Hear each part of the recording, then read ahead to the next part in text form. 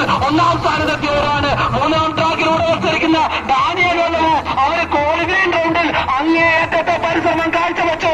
ഇഞ്ചോടിഞ്ച് പോരാട്ടം നടത്തി